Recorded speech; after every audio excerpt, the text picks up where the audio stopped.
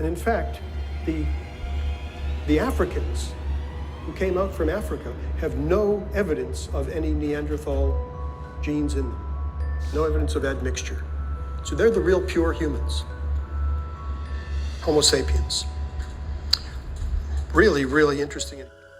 Welcome to Will and Truth, where your hip views, news, blues, reviews, and historical clues are invited and cited. The Will and Truth is the world's terror, for the ways of its own many errors. Rolling down the steepy, the error is rising to its peak. Can we run from the mob of the rolling heap? We are destined to reap what we keep. Without correction, the keep spoils to the grave it seep. The miseducation is intentional. Escapism of entertainment has been fentanyl. The dopamine to diverge from our errors is the reason Will and Truth is the world's terror. Let's teach these children. Now, we have here 300-year-old deadly weapon reveals surprising human advancement. So this is a weapon here that they said that they found in Germany, where there was a lot of tools and different things that they found, but this specifically was interesting. They dated to around 300,000 years ago, and the shape of it, the end points, they know that it was used by humans or hominins, whatever they're choosing to say. I would say human, but we know as they're continue with their dating process, all these things are just theories, right? But they're saying right now that, well, they want to hold Stern with 250,000 years old as far as modern human, which they have studies that shown that the modern human is definitely older than 250,000 years, but they're not ready to open that gate as of yet, right? But it's already open. They already did the study. This is something in the future I will talk about in the next subject. However, this tool is interesting because it shows a care. It shows a process. It shows thinking, methodical, right? It shows testing, like in a lab. Like testing in a lab, you develop a product, you test it, right? It shows efficiency as what the product or the development of this tool is, what it's about. We will tap into the article and go through the article on that. But definitely, it's just not a stick that you pick up, right? It's something that they said that they think it was used in hunting, right? And I would add what I also think that it could be as well. On that, not in a disagreement, but I would just add what I think it could be as used as for as well. But they definitely saying that this wood was created for a certain tool or use, and they're thinking it's from was created for hunting. All right. So let's move on to the article and let's see where we got here. So now here you'll see where with this tool, it's a throwing tool. It's a tool that they say they believe that these people was throwing it to targets, 30 meters away.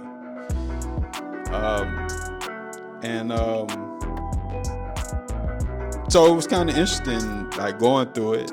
It reminded me of the quarterback of football being accurate, right? And the skills that these humans had to have if they're using this particular device as far as hunting, right? There will be moments where you will be standing still, like a quarterback standing into a pocket to throw at a target. In this case, though, you'll find as we go through the article, they're saying that this device was made in a way where even children could be trained to throw the device, right? So the device carried a certain weight, but not so heavy that a child couldn't tote and actually practice to throw for efficiency. So therefore, for the device to be used in hunting, you definitely had to have accuracy. You had to have a thrust of force in this. So it's definitely interesting how this was used, right? So again, it shows accuracy. It shows methodical planning.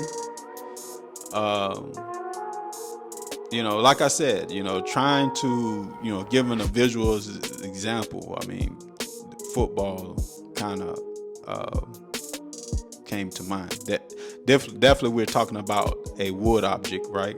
We're not talking about a leather object, but even the wood object has two pointed ends, where a football does have two pointed ends. I'm not sure they use this too where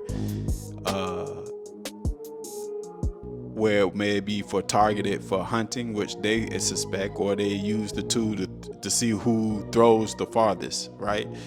But either way, it was used in a way of target. May it be for hunting. I definitely think that it could have been also used. You had to have some type of athletic ability to use the device. I would say that you had to have athletic ability, some type of quickness, some leg power, things of that nature. So it's an interesting article. It's an interesting tool. They also kind of compare it to a boomerang, but I don't see from the picture itself that it's a device that will kind of come back to you as a boomerang, but it could be, it's like a comparison to, but not exactly, right? So let's get into it. As I'm saying, I'm gonna end this, although we're talking about this particular tool, but we're also showing a comparison of the athletic abilities that these people possibly had to have, and be able to run and hit a target, a running target with accuracy if it's used for hunting. So I think the visual example could be an example of how this could have been used in some way in a similar form, not in the exact form. So again, all of this is fair use for education purposes. Again, here go the device again. It's definitely, they felt that it was scraped, polished, seasoned, to be used multiple times over and over again, right? It was light enough to throw, and they feel like it was heavy enough to penetrate for hunting. Penetrate flesh for hunting. So this article is from Interesting Engineering, right?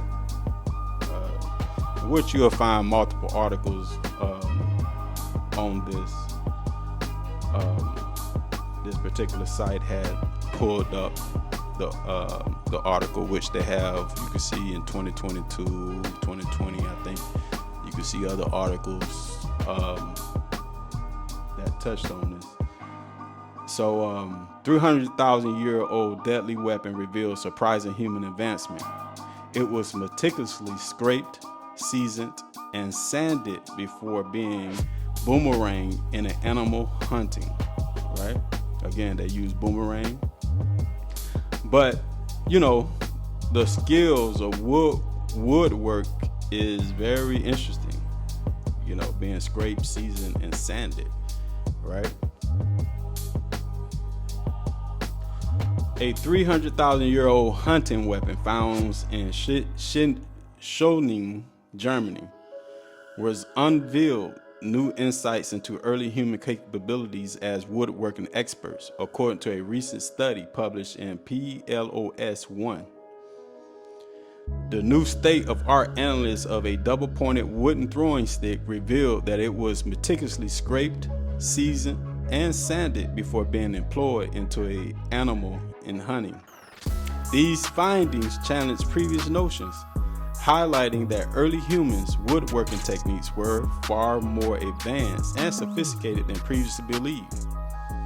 Ancient woodworking techniques, right, was discovered of wooden tools have revolutionized our understanding of early human behaviors. This is Dr. Milks from the University of Regent's Department of Archaeology.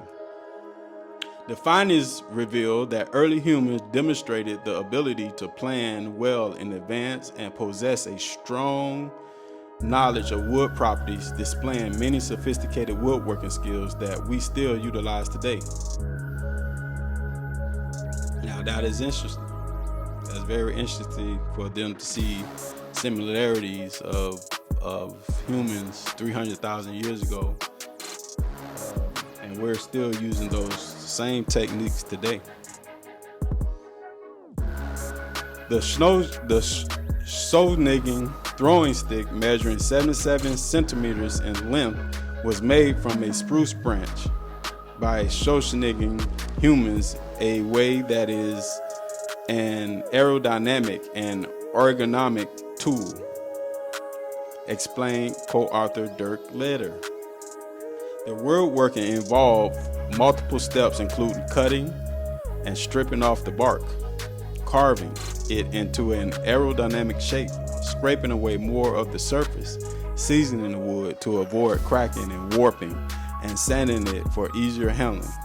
Now, I would add to that, yeah, you could pick a stick, you could take off the bark, you could carve it.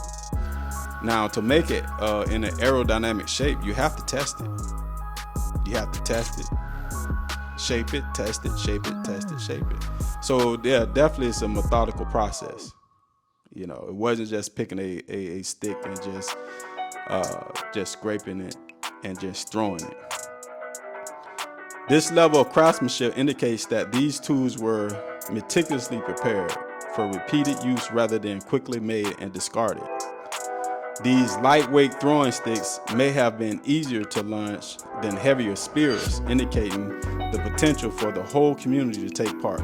Such tools could have been used by children while learning to throw and hurt, Milks added.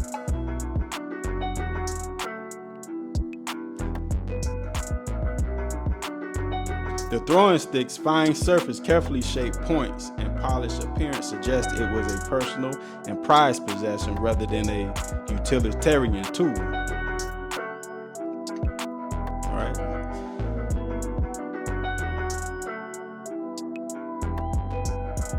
Benoit Clairs, initially found in 1994 among other tools such as throwing and thrusting spears, double-pointed throwing stick is believed to have been used for hunting medium-sized game like red and roe deer, and possibly fast, small prey like hare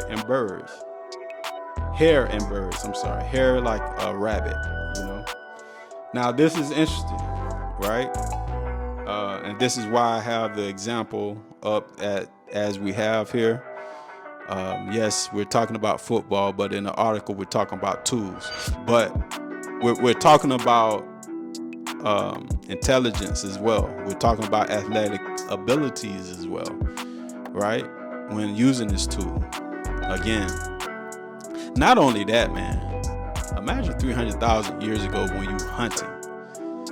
Could it be possible you could be the prey as well, being the human, right? Could you been hunting out in the wilderness is danger, right? Of other wild beasts that may attack you and things of that nature. So definitely you have to be on your P's and Q's and in those time in hunting, and then also having protection as well. So I could see this being a tool that's been used as from an individual standpoint or you're walking out as a group to have that extra security and protection, and to increase your hunting abilities to have catch to feed the family. So the fact that they believe that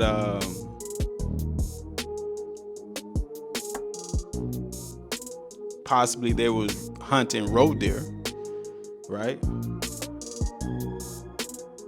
Fast, small prey like a hare, a rabbit, and birds, right? Being able to throw in the air and hit birds with accuracy, right? To chase a rabbit, and to throw with accuracy to catch the rabbit with this tool, right? And roe deer, these are big animals, fast, swift animals as well, very agile animals.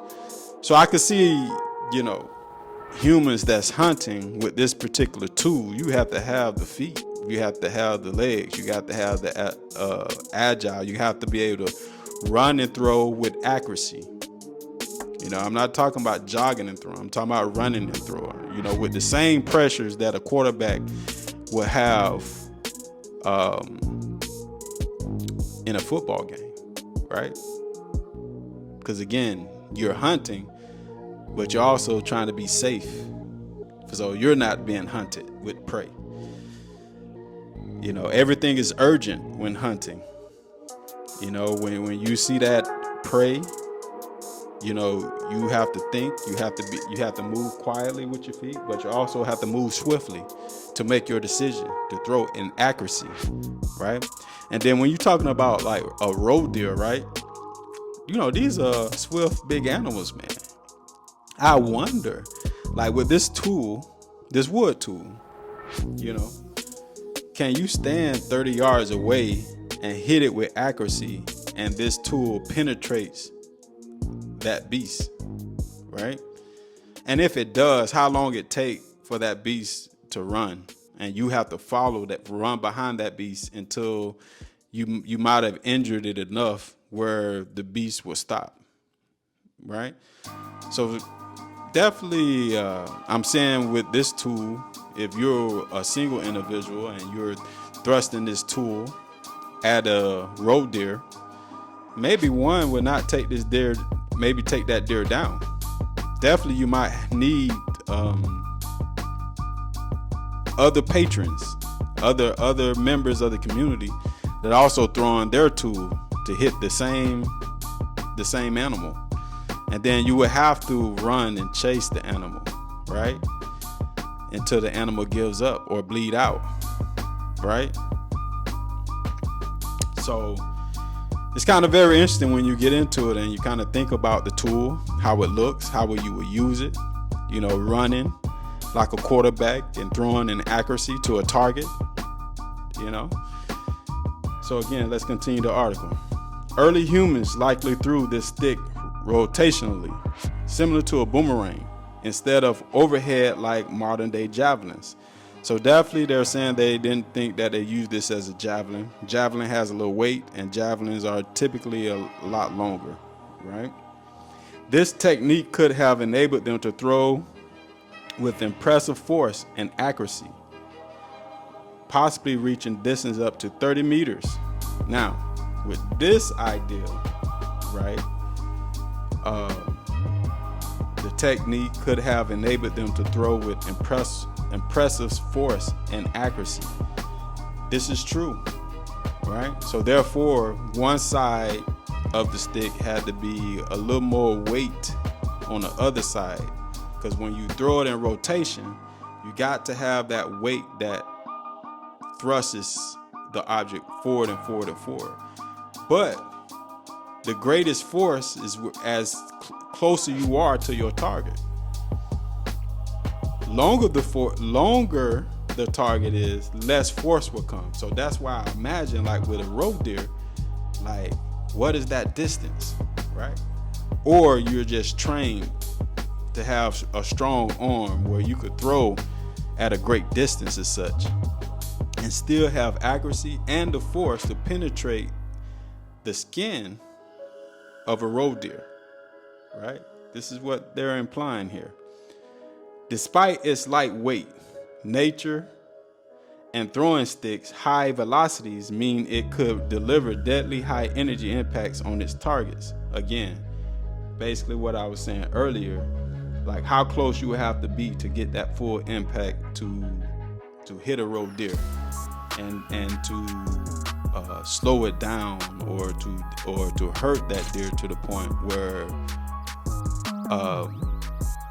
because once you hit your target, it won't continue running like a receiver, right? You know, you hit it, boom, it's going to take off running. So therefore, you have to go start running right behind it and kind of follow it, right? And also hoping that it bleeds out, or you know, that the injury had hurt it enough to slow it down, right? Let's go here to the study abstract. So this site in Germany, dated around 300,000 years ago, yielded the earliest large-scale record of humanly made wooden tools. So what they're saying is that in Germany, 300,000 years ago, they have human occupation, right? With a lot of tools that they found that of woodwork, you know, impressive woodwork, basically on what they're trying to say here.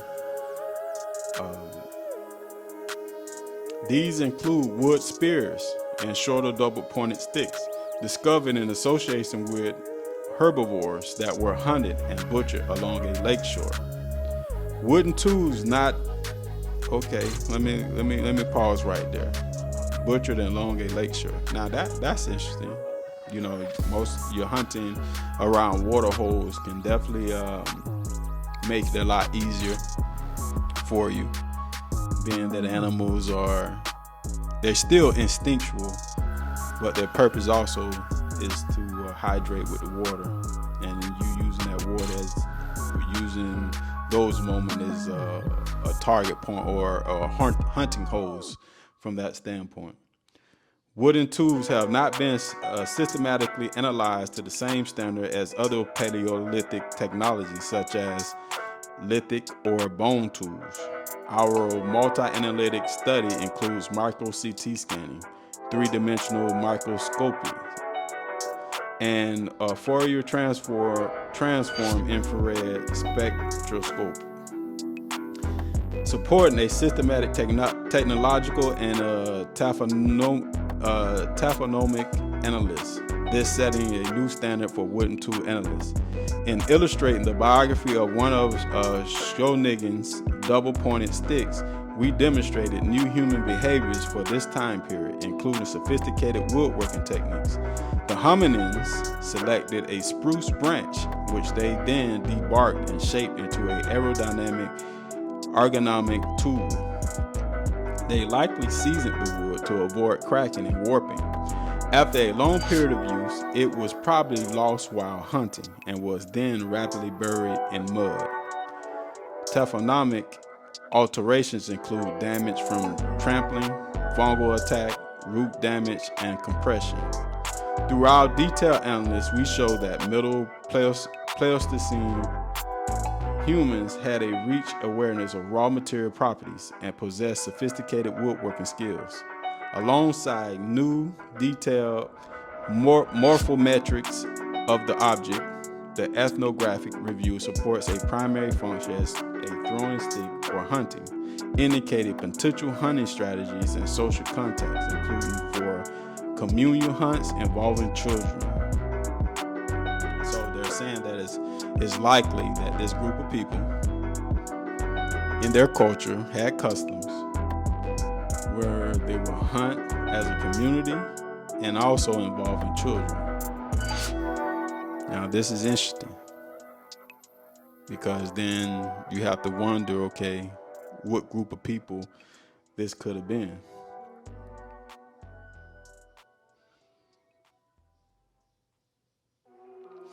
The Schrödinger throwing sticks may have been used to strategically disadvantage larger up gullets, potentially from distances of up to 30metries. They also demonstrate that the hominins are technologically capable of capturing smaller fast prey in avian fauna, a behavior evidence of contemporaneous Middle Pleistocene archaeological sites. All right, this is cool, right? So they also saying that the hominins, they saying hominins because although modern humans are hominins, basically walking upright with 2 feet, but they're also trying to imply that it could have been pre-hominoids or like Neanderthals and things of that nature. It's kind of interesting on how before, you know, Neanderthals were looked upon as actually subhuman, you know. But now that they're getting more information and definitely they're relating Neanderthals to modern day Europeans today, being that they're citing Germany, they're saying Neanderthals were more technical, more intelligent with technology, right? But before then, you know, that wasn't the case. But now they're trying to switch it up because what they're finding, what they mean with the modern human out of the Africa theory, right? And they're trying, and they're definitely trying to make that variance between the two. All right, so I always like to have some type of biblical references if I find any biblical references here.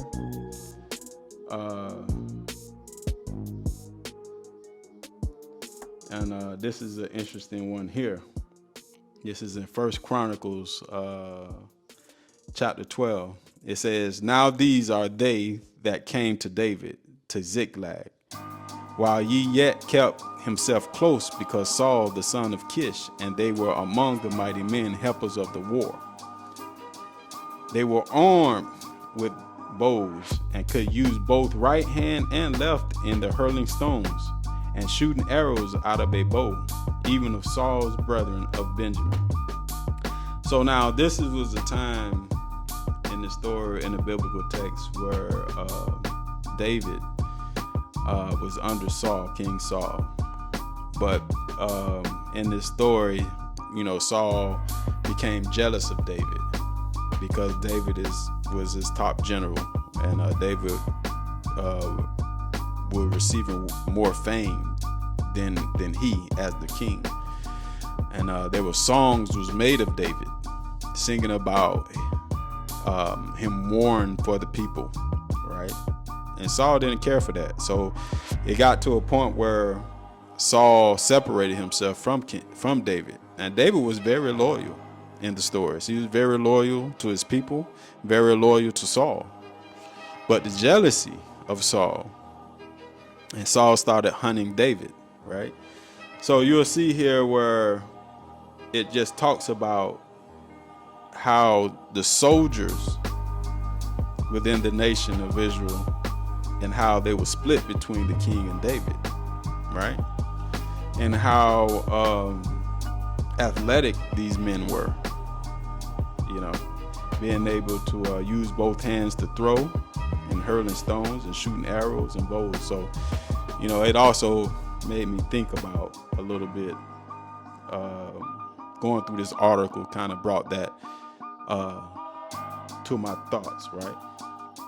And here I have a note here with the oldest offspring in Isaiah 44. "Yet now hear, O Jacob, my servant, and Israel, whom I have chosen, and who as I shall call, and shall declare it, and set it in order for me, since I appointed the ancient people, and the things that are coming and shall come, and let them show unto them." So this is just talking about, you know,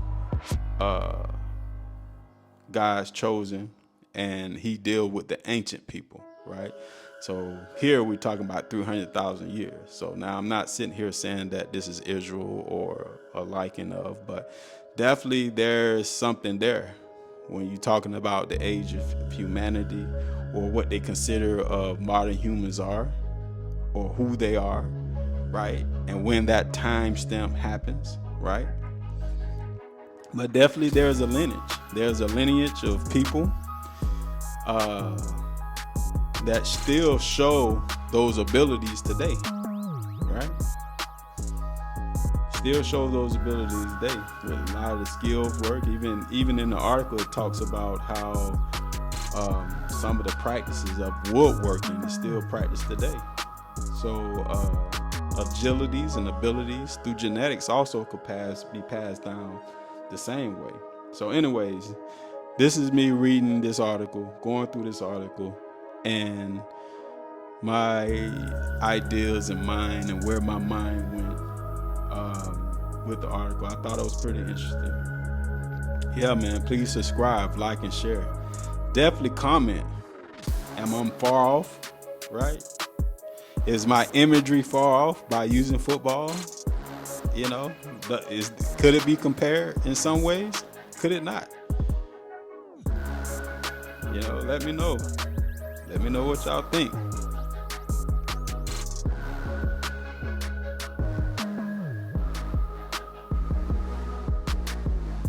Yes, also I would add, you know, with this recording stick, throwing stick, is that I can see this tool also being used to throw into trees to get food, fruits, nuts, you know, anything that's high up as well.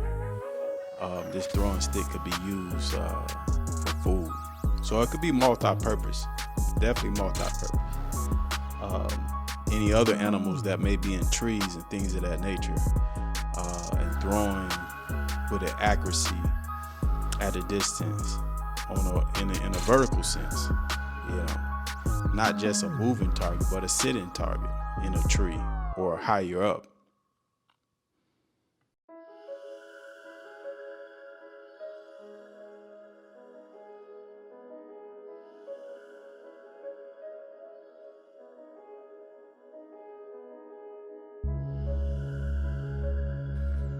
From the beginning of time, Earth elemental evolution has always caused great devastation in the balance and reset within sustainability.